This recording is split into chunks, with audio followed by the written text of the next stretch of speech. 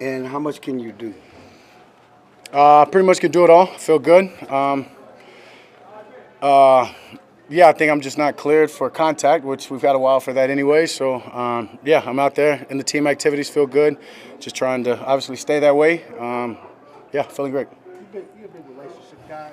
How do you embrace what Shotty's been trying to do around here? Yeah, he's doing a hell of a job. He's doing a hell of a job. Great job in building the culture. I mean, look at him right there, seeing and dapping off guys, and that's him. You're going to see him around weight room, the field, the locker room.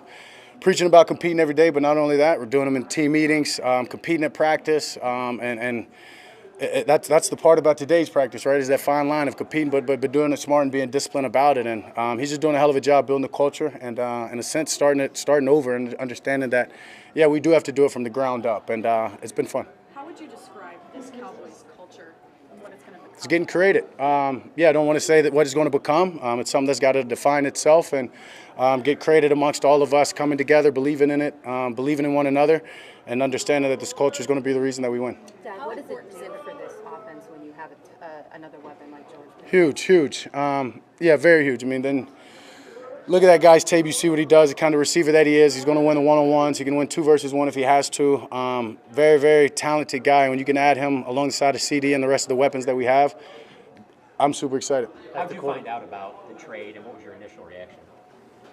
Yeah, pretty funny, I guess. I was actually away from my phone for a couple hours and go back to like 6 missed calls from Jerry's assistant. So had no idea, literally no idea what it could have been about. And actually a voicemail from Jerry, hey, I got some good news I want to share with you. So I called him back, and he was excited. And he was just telling me that it happened, that it'd be released either later that night or in the next morning. And, yeah, just a lot of excitement from the both of us. Can you do that Jerry voice again? No, one time. How big is energy? It seems like you guys are getting energy starting at the top with Schottenheimer, because a lot of fans, I think they kind of roll their eyes and are like, they're trying to change the culture. But what are you feeling in the building? Energy.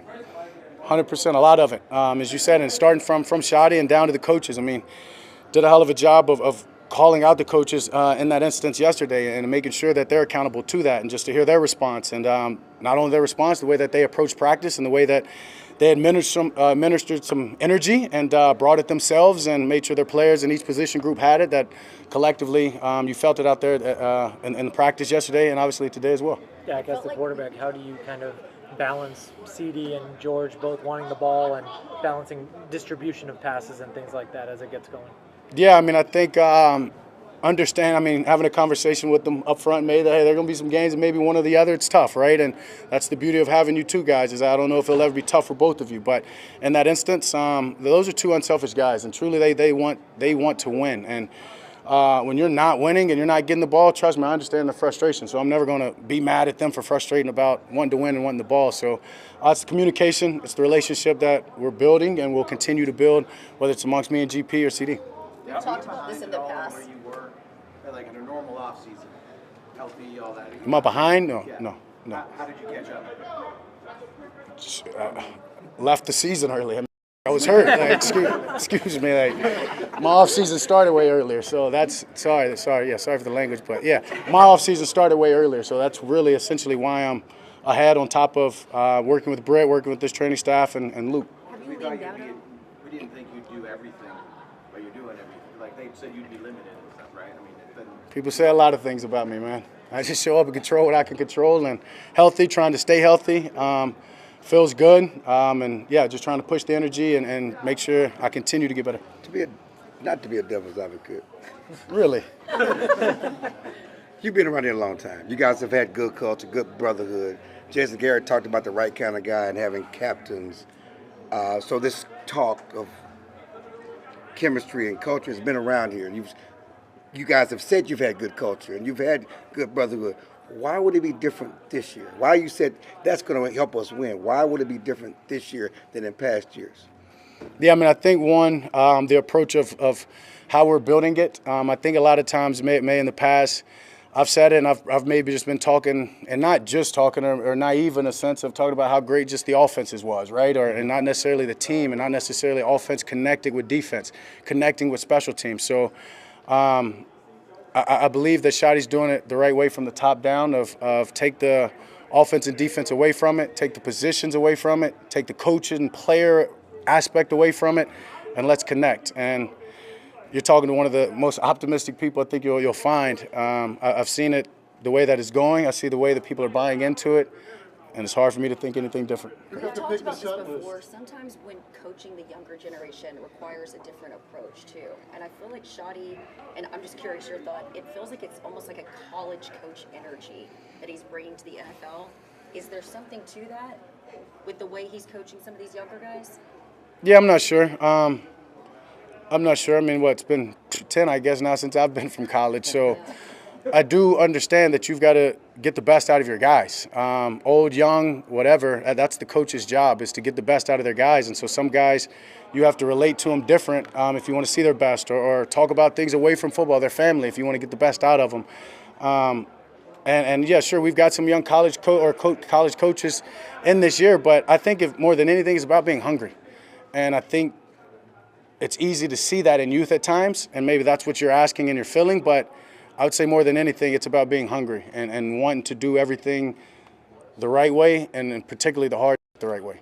The music at the practice is a little different too. Obviously, was there any kind of a fight to try to see who's going to control the music and who is controlling the music? That's a shoddy question.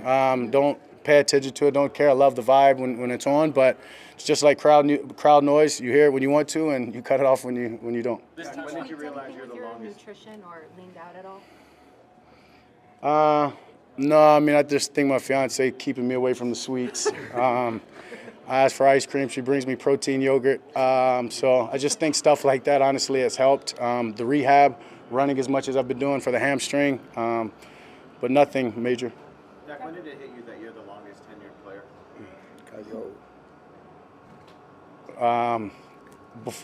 During this offseason, I guess before the D-Law signed with Seattle, I knew if he did that, if Zach retired, that would leave me in that position. And yeah, I mean, it's cool. It's amazing how fast it happens. Yeah, and not taking anything for granted. And you mentioned how fast it goes. Like, did you find yourself this offseason going back thinking about 16 and the playoffs and every year that you've made it and things like that? Have you reflected because of that at all?